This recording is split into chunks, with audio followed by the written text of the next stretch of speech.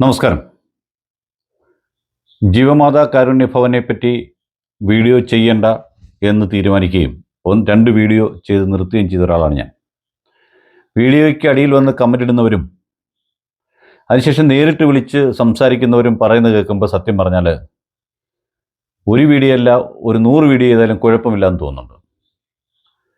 എന്താണ് തെറ്റ്, എന്താണ് ശരി എന്നറിയാത്ത രീതിയിൽ സംസാരിക്കുന്ന പലരെയും ഇവിടെ കാണാൻ സാധിച്ചിട്ടുണ്ട്. ശരിയും തെറ്റും നോക്കി നടത്തുവാനും ഇത്തരം പ്രസ്ഥാനങ്ങളെ നേരെ നടത്താനും നീ ആരാടാ എന്നൊക്കെ ചോദിച്ചു കഴിഞ്ഞാൽ ഇത്തരം പ്രസ്ഥാനങ്ങൾ നടക്കുമ്പം നടത്തുന്നവരും അതിൻ്റെ അണിയറയിൽ പ്രവർത്തിക്കുന്നവരും അതുപോലെ പ്രവർത്തിക്കുന്നവരായിരിക്കണമെന്നുള്ളത് ഒരു വസ്തുത തന്നെയാണ്. കാരണം നമ്മുടെ സമൂഹത്തിലെ കുറേ പെൺകുട്ടികളാണ് അവിടെ ജീവിച്ചു വരുന്നത്.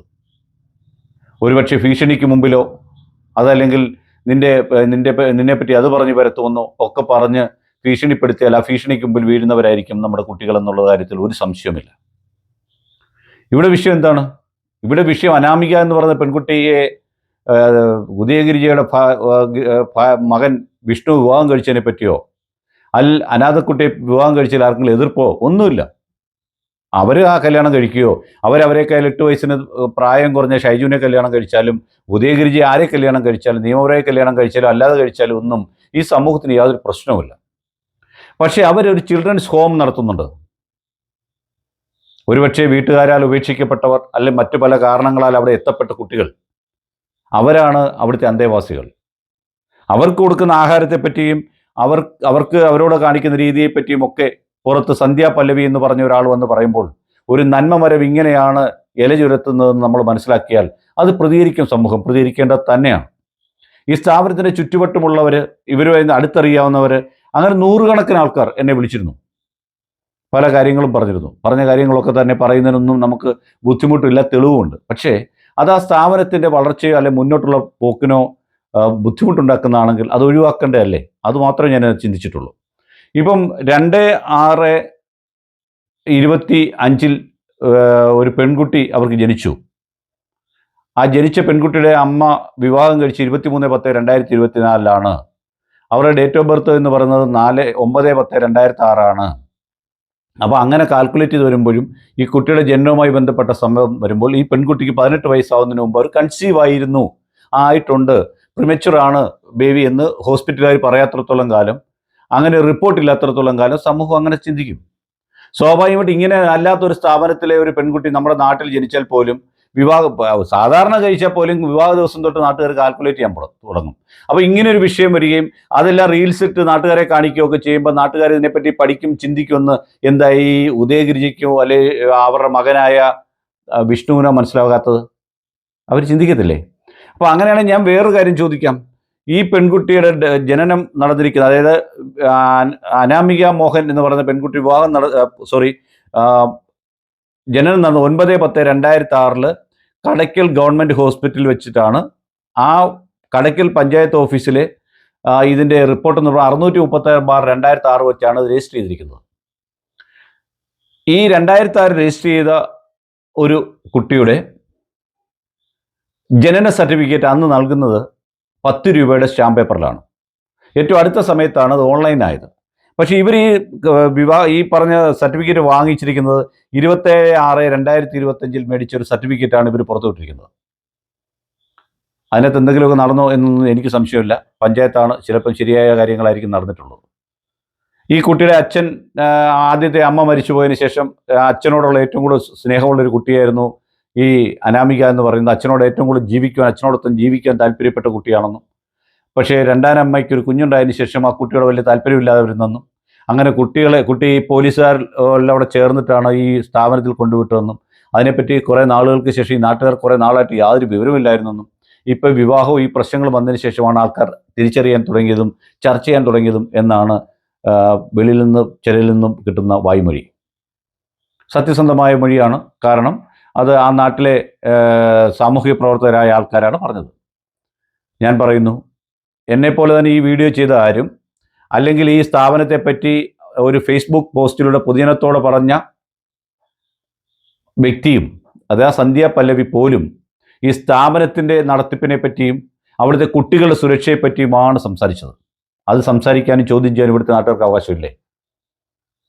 ഇനി ഇത് നിങ്ങളുടെ മാത്രം കുടുംബസ്വത്തായ പൈസ കൊണ്ടാണ് നിങ്ങൾ ചെയ്യുന്നതെങ്കിൽ പോലും ഇങ്ങനെയുള്ള കാര്യം ചോദിക്കാൻ നമുക്ക് അവകാശമുണ്ടല്ലോ, ചോദിച്ചൂടെ?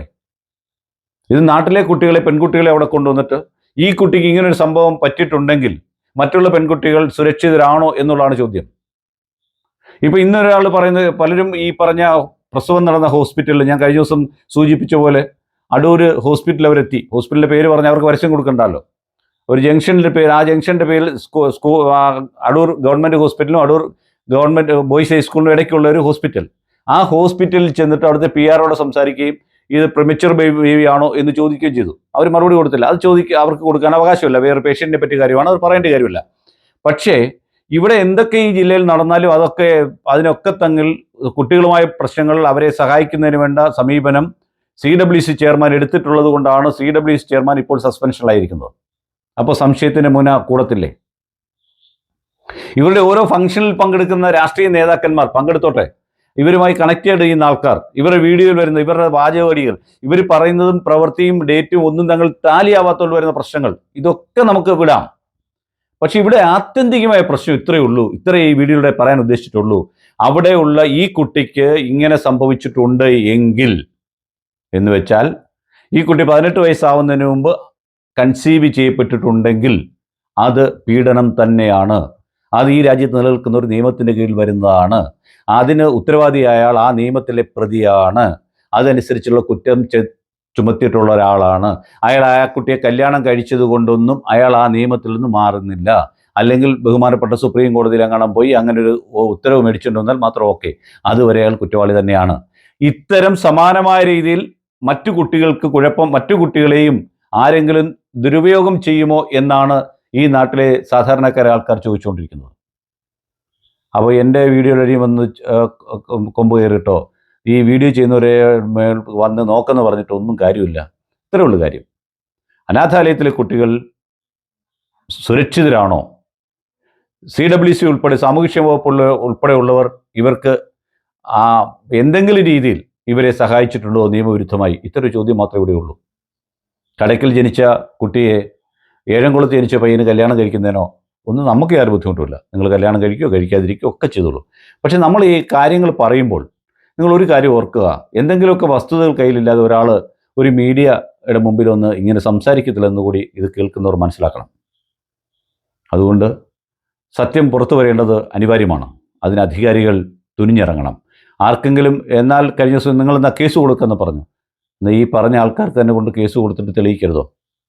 നമ്മൾ മുമ്പോട്ട് കൊണ്ടുവച്ച് നടക്കുന്ന ഒരു വിഗ്രഹം അത് മൊത്തത്തിൽ പൊട്ടിയിരിക്കുന്നതാണെന്ന് അറിഞ്ഞു കഴിഞ്ഞാൽ നമുക്ക് ബുദ്ധിമുട്ടുണ്ടാകും. ആ ബുദ്ധിമുട്ടാണ് ഇതിന് ഇത്തരം വീഡിയോകൾ കയറി വന്ന് കമൻ്റ് ഇടുന്നവരുടെ മാനസികാവസ്ഥ എന്ന് മാത്രമേ ഈ തരുണത്തിൽ പറയാൻ കഴിയുന്നുള്ളൂ. ഏത് സ്ഥാപനമാണെങ്കിലും നിയമം അനുസരിച്ച് പ്രവർത്തിക്കണം, നിയമവിധേയമായിരിക്കണം അതിൻ്റെ പ്രവർത്തനം. അത് മാത്രമേ എല്ലാവരും പ്രതീക്ഷിക്കുന്നുള്ളൂ. അത്തരം ഒരു പ്രതികരണവും പ്രതീക്ഷയും നിയമവുമാണ് ഇവരിൽ നിന്നും പ്രതീക്ഷിക്കുന്നത്. നന്ദി, നമസ്കാരം.